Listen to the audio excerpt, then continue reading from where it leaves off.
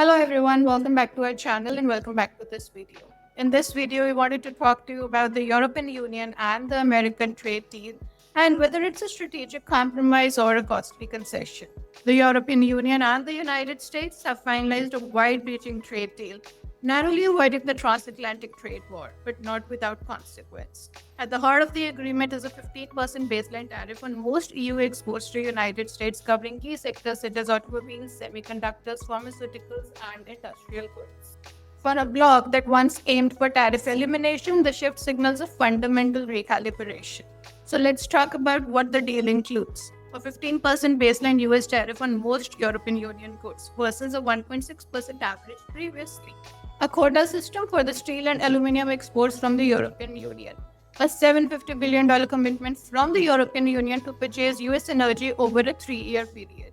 A $600 billion in projected European Union corporate investment in United States, and a 0 for 0 tariff for select sectors, for example, aircraft parts, semiconductor equipment, and certain chemical and agricultural products.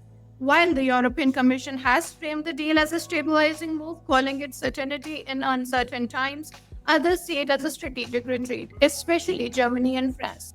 Germany has warned of considerable damage to the European economy and of higher inflation, and France has called it a dark day, lamenting the EU's resignation to American pressure.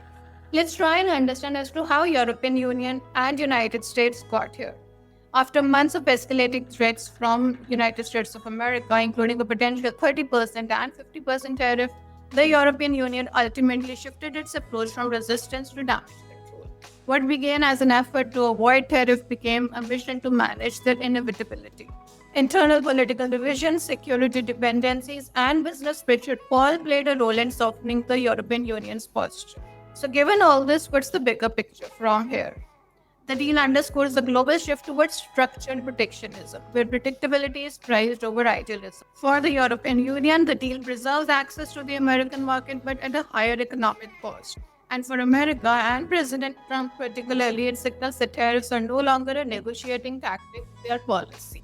Markets responded with caution. The euro dropped more than 1% against the dollar, and tariffs exposed sectors, particularly the Germany's automotive industry, saw stocks dip.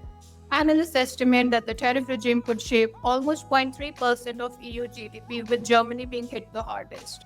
The broader message that America has sent to its global trading partners, from Japan to China to European Union, is that a 15% tariff floor is the new baseline, and it's the vision for global trade from here on. In conclusion, what we can say is that whether this deal will be seen as a pragmatic strategic compromise or costly concession remains to be seen. What's clear is that the rules of engagement have changed, and so has the balance of power. That's all that we have for you in this video. Hope you've enjoyed this video. Do stay tuned in for more. Thank you.